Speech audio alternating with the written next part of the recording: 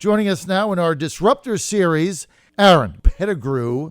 He's running for U.S. Senate. He's from Tennessee. He's a truck driver. He's a veteran, and he's trying to upset the entire Tennessee GOP apple cart. Great to have you. You're a veteran and a truck driver running for U.S. Senate. All right. Well, let me also set that record straight a little bit, too. I legally speaking, yes, I am a veteran because I did try to serve, but I was medically discharged in basic because I had problems with flat feet, and it caused problems with my knees, ankles, and hips. So I don't like to, even though I am, a veteran because I did at least make it to Fort Benning, I still don't want any even remote appearance of false valor. So, I also wanted to clear that up too. But far, yes, I am a truck driver. I've been a truck driver for a little over 15 years now. So, as a truck driver, Aaron Pettigrew, what qualifies you to run for Senate?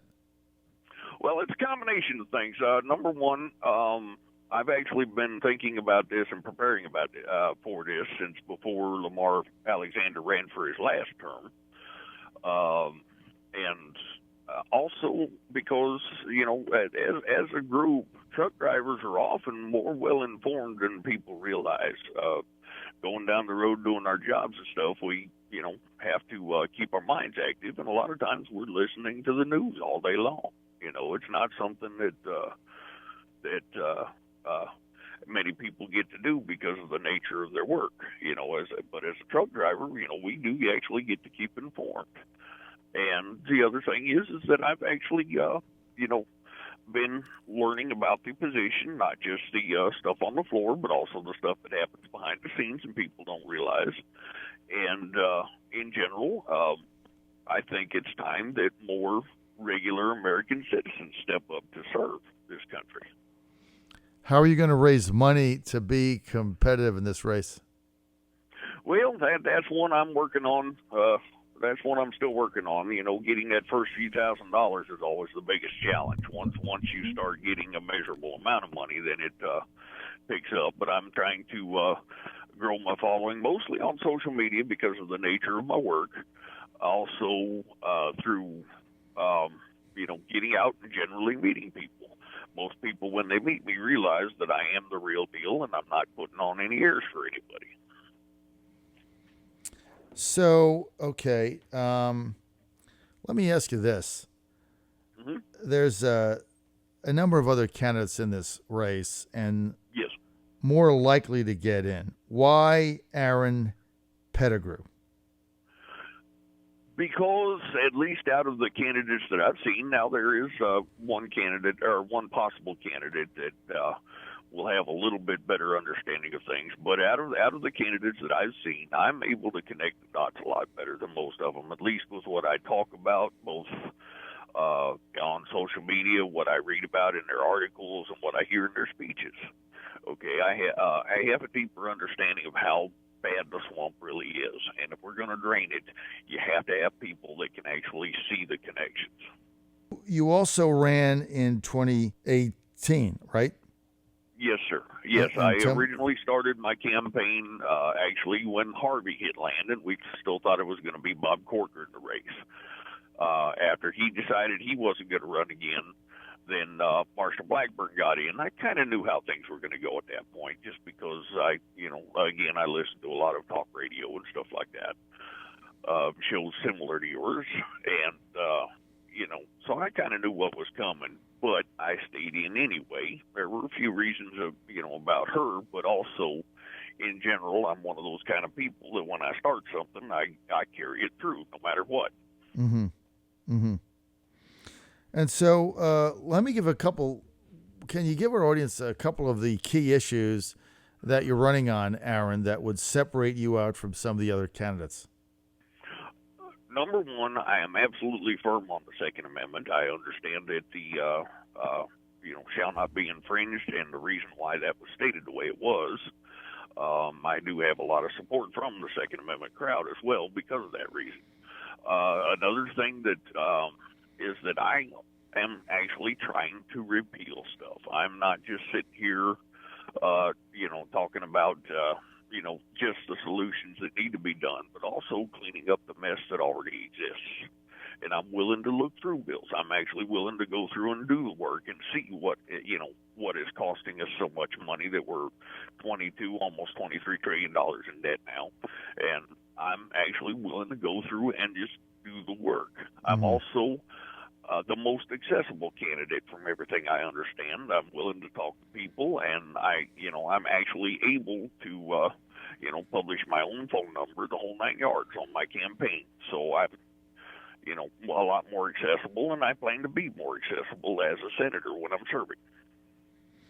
Well, there's, I understand that some other people are going to get in this race. Beth Harwell, former Speaker of the Tennessee House of Representatives. She ran for governor in 2018. She's likely to get in. Chuck Fleischman, a congressman who's been on my show, representing the 3rd District. He's going to get in. Stephen Fincher, former U.S. representative from Tennessee's 8th Congressional District. He's likely to get in. So there's going to be, there's 5 now. There's going to be like 8, 9, 10 candidates in this race for Senate. Mm-hmm. I just don't know how Aaron Pettigrew stands out with some of these heavy hitters in there. To be honest, it might be a little, I know I'm not denying the difficulties, especially not having any political record behind me other than the fact that I made it last year as well. The biggest thing is that I do have a lot of loyal support. Now, these are people that, can't afford to donate to campaigns, but I still have a lot of loyal support. Last year, just spending $1,200, I got over 100,000 votes. Mm-hmm. Okay.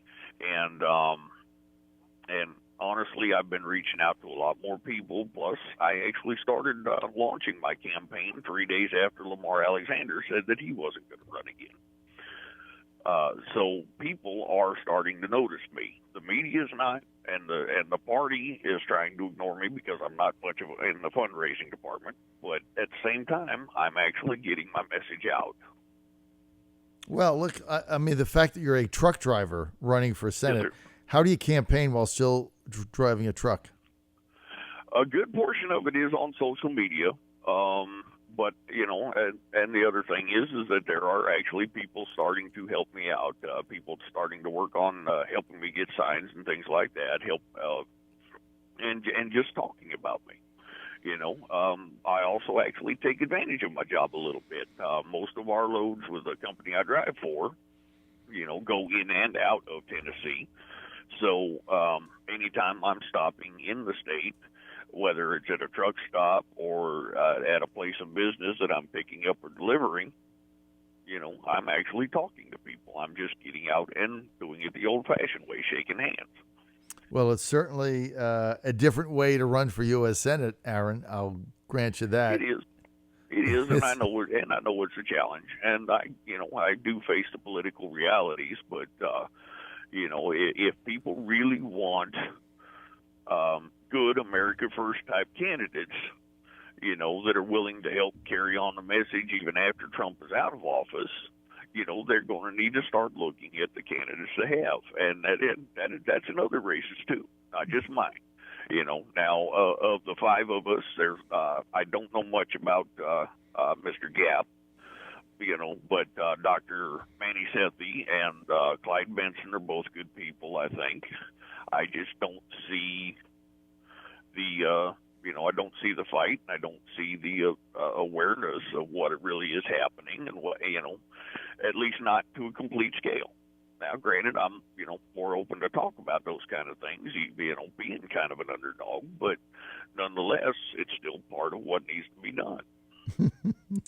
Well, I love what you're doing, Aaron Pettigrew, truck driver running for U.S. Senate against all odds and against all the establishment, and pretty soon the establishment candidates are going to get in this race, like Chuck Fleischman and others. Yes, and it's going to be fun to watch your campaign. I can't wait to see you on the debate stage. I mean, look, I think the fact that you're a professional truck driver and you're running for U.S. Senate and you're willing to put yourself out there and on the line and have a plain speaking ability to people, I think that adds definite spice to this race. And I'm glad you're doing it. I mean, this takes moxie. Look, like you said, you ran against Marsha Black. You got 100,000 votes. That's nothing to sneeze at. That's 100,000 is nothing to sneeze at, Aaron. Yeah, that was 15% of the primary, and that was with absolutely no recognition to start with on that race.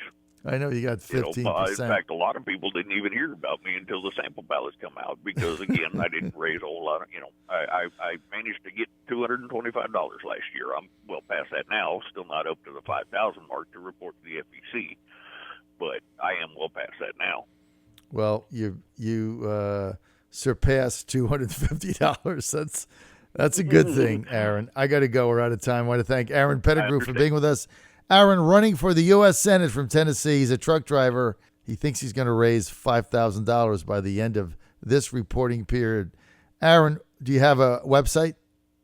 Yes, I do. It's AaronPettigrewForTennessee.com. It's all spelled out, AaronPettigrew.com.